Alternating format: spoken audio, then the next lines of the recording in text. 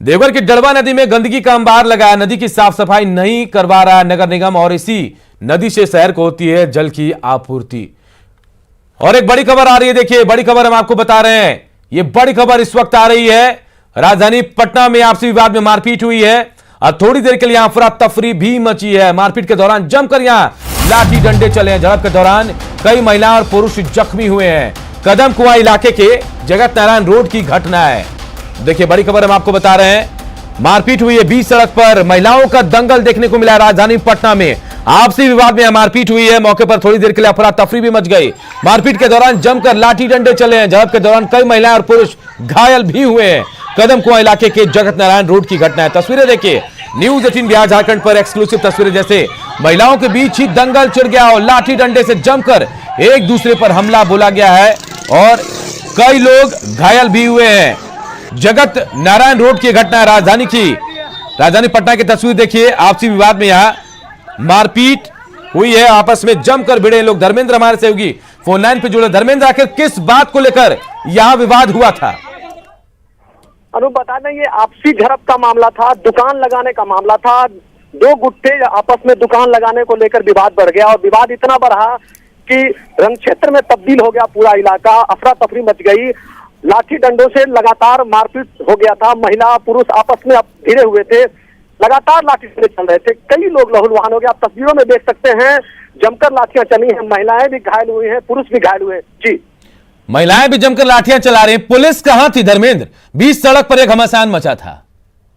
बगल में ही थाना है, कदम कुआं थाना बगल में ही है। उसके बावजूद स्थानीय लोगों के द्वारा सूचना भी दी गई। हमने भी सूचना दी पुलिस को, लेकिन पुलिस नहीं पहुंची थी। पूरा मामला रोड पे चलता रहा, बीच रोड पे लड़ाई होते रहा, लेकिन पुलिस घटनास्थल पर नहीं पहुंच पाई थी। जी, आखिर लड़ाई हो गई, कितने लोग घायल हुए हैं और घायलों की स्थिति कैसी है? स्थानीय लोगों ने घायलों को अस्पताल पहुंचाया है। 2 पुरुष घायल हुए हैं, 1 महिला घायल हुई है और उसे बगल के इलाज कराने के लिए भेजा गया है। पुलिस मौके पे तब तक भी नहीं पहुंची थी। जी, और आखिर अब पुलिस की तरफ से कोई कार्रवाई की जा रही है?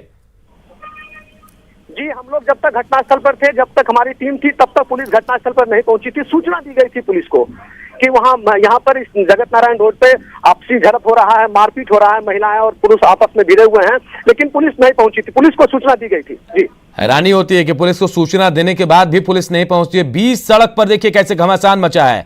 कदम कुआं इलाके के जगत नारायण रोड की तस्वीरें हम आपको दिखा रहे हैं, एक्सक्लूसिव तस्वीरें न्यूज 18 बिहार झारखंड पर, जहां घमासान मचा है और देखिए दुकान लगाने को लेकर यहां झड़प हुई है और महिलाएं तो पुरुष महिलाएं भी इस दंगल में एक दूसरे पर भारी पड़ रही हैं। और देखिए लाठी डंडे चले हैं, जमकर लाठी डंडे चले हैं और कई पुरुषों के साथ महिलाएं भी घायल हुई हैं।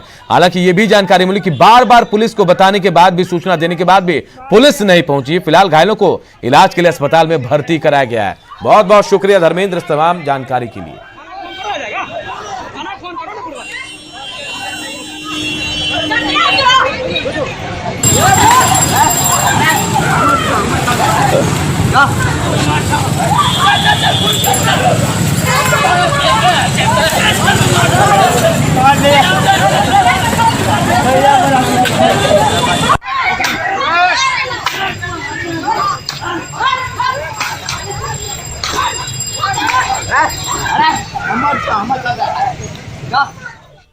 इधर तारकिशोर प्रसाद ने वित्त विभाग का कार्यभार संभाल लिया है। सचिवालय जाकर तारकिशोर प्रसाद ने वित्त विभाग का कार्यभार संभाला। आज ही मंत्रियों के बीच विभागों का बंटवारा हुआ और आज ही तारकिशोर प्रसाद ने वित्त विभाग का कार्यभार संभाल लिया। हम आपको बता दें कि तारकिशोर प्रसाद को वित्त के साथ साथ वाणिज्य, पर्यावरण और शहरी विकास की जिम्मेदारी मिली है। तारकिशोर प्रसाद से बातचीत की हमारे सहयोगी साकेत कुमार ने। बिहार के उप मुख्यमंत्री तारकिशोर प्रसाद आज अपना पदभार ग्रहण करने के लिए पहुंचे हैं सचिवालय में। सर, पदभार ग्रहण आपने कर लिया है, सुशील मोदी के सभी विभाग आपको दिए गए हैं, कितनी बड़ी चुनौती होगी, आगे क्या कुछ रोड मैप है? देखिए, विगत 15 वर्षों में हमारी सरकार ने बेहतर काम किया है और जिनका पदभार मुझे मिला है उन्होंने भी वित्तीय प्रबंधन में बिहार को एक ऊंचाई पर ले गए हैं। और स्वाभाविक है, जब इतनी अच्छी विरासत किसी वित्त मंत्री को मिली हो और उस विरासत के साथ साथ भारत के यशस्वी प्रधानमंत्री नरेंद्र भाई मोदी और भारत सरकार जब जिस सरकार का जिस राज्य के साथ खड़ी हो तो स्वाभाविक है जो बिहार में संसाधन हैं उन संसाधनों का बेहतर उपयोग और भारत सरकार का जो सहयोग है उससे हम लोग उस चुनौतियों का सामना करेंगे। कई वरिष्ठ नेताओं को साइडलाइन किया गया, आपको बड़ी जिम्मेदारी दी गई है। देखिए मैं इससे इत्तेफाक नहीं रखता हूं क्योंकि हम सब कार्यकर्ता हैं और कार्यकर्ताओं को हमारी पार्टी अलग अलग जिम्मेदारी अलग अलग ढंग से देती है, तो सिर्फ हम उस जिम्मेदारी का निर्वहन करते हैं। और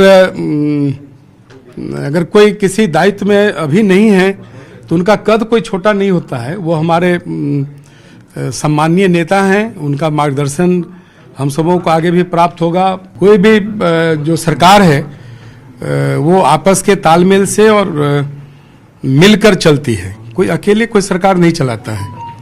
तो हम सब मिलकर अच्छा करेंगे। हम लोग को बिहार में अच्छा करने के लिए जनादेश मिला है, तो उस जनादेश का पूरा ध्यान रखना है, क्योंकि यह जनादेश 5 वर्ष के लिए होता है।